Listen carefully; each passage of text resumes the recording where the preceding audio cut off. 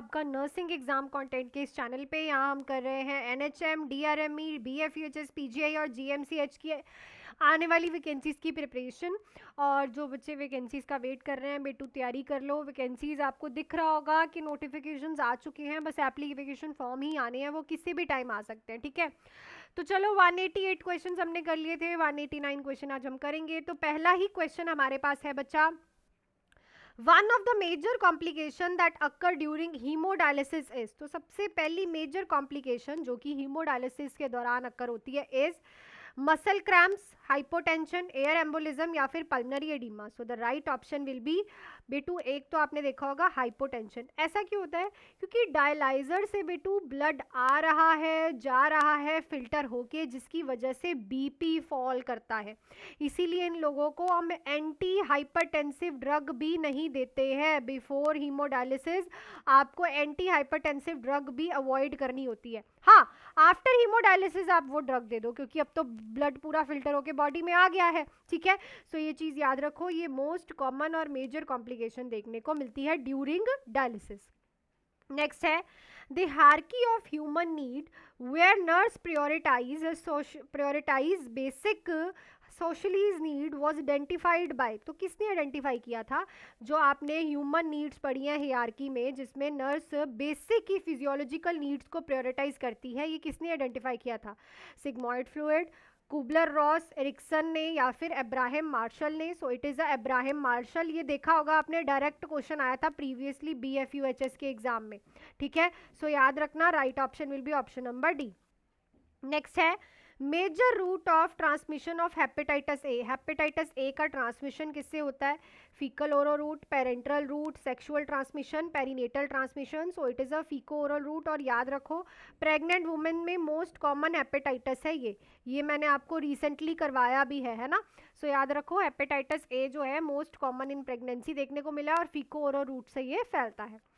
Next है deficiency of thyroxine in adult lead to condition called. तो जो deficiency होती है थायरॉक्सिन की एडल्ट में, वो किस कंडीशन को लीड करती है? टेटने, क्रेंटिनिज्म, मिक्सोडीमा या फिर ग्रेव्स डिसीज। तो थायरॉक्सिन क्या है बेटा?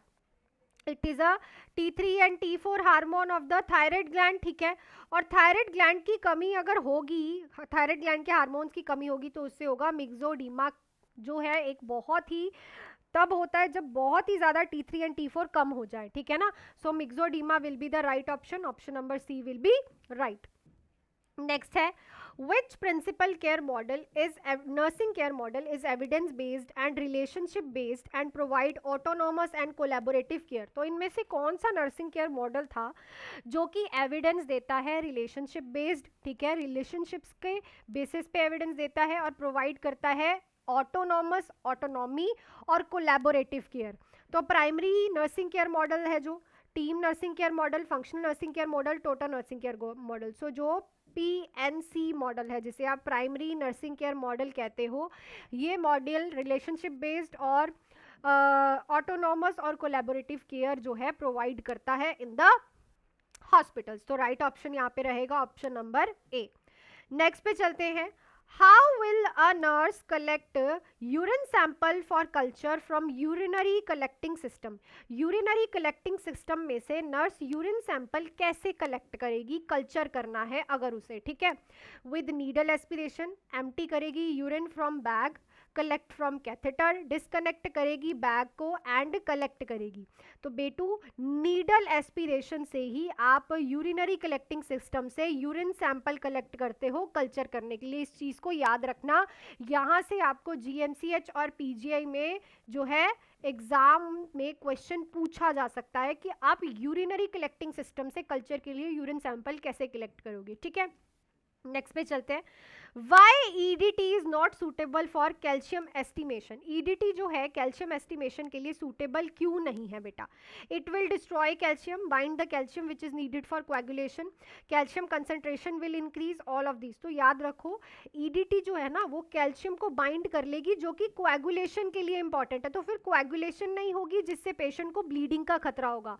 इसीलिए जो EDT है वो कैल्शियम एस्टिमेशन के लिए सूटेबल नहीं होती। Clear? So the right option will be option number number B. Next question पे चलते हैं, उससे पहले बेटा आप जुड़ सकते हो इस नंबर पे मुझे कॉल मैसेज करके हमारे फतेह बैच में, जिसमें बच्चे बहुत ही जोरों शोरों से तैयारी कर रहे हैं। 3 और 6 मंथ्स का बैच है। ये बैच सिर्फ नाम ही नहीं है फतेह, आपको इस बैच में हौसला, मोटिवेशन और डिसिप्लिन के साथ पढ़ाया जाता है। 1999 जो फीस रहेगी 3 मंथ्स की और 6 मंथ्स की है 3399। आप एक बार सिलेक्शन देखिएगा नर्सिंग एग्जाम कंटेंट की और रिव्यूज देखिएगा ज़रूर, ठीक है। शॉर्ट्स में जाके आप बच्चों के रिव्यूज भी देख सकते हो और ज्वाइन कर सकते हो।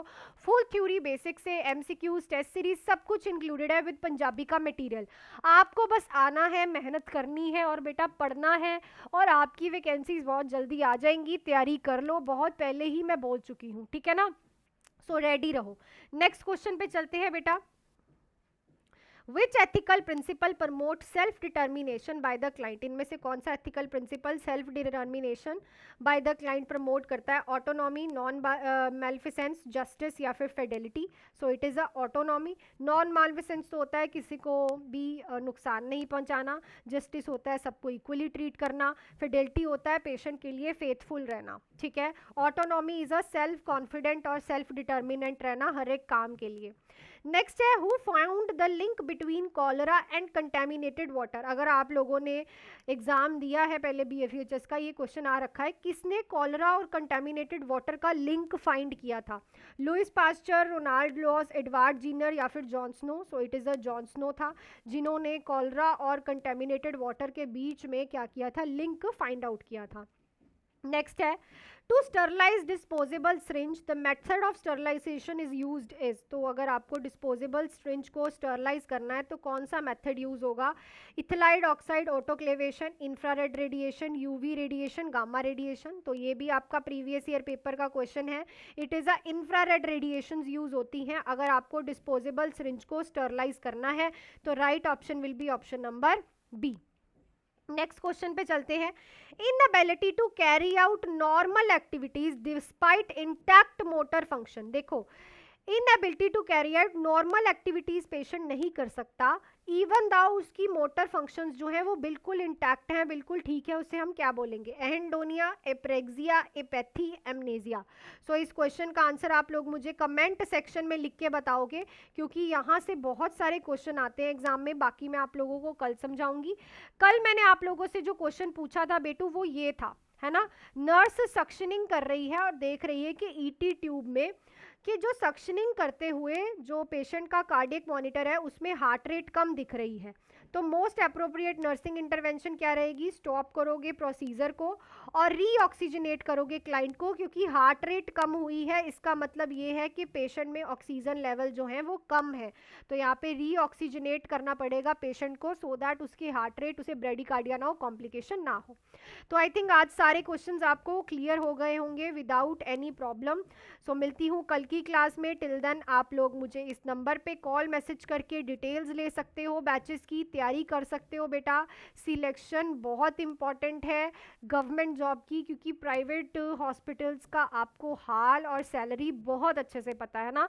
सो अपनी तैयारी करो, फतेह बैच में जुड़ सकते हो, मेरे साथ कनेक्टेड रहो। 24/7 आप लोगों के मैं डाउट्स क्लियर करती हूँ, चाहे कोई भी डाउट्स हो, ठीक है। ऐसा नहीं होता आप डाउट्स पूछते हो आपके मैसेजेस का रिप्लाई ना हो। Everything is available. Classes live भी होती हैं और उनकी रिकॉर्डिंग भी मिलती है ना।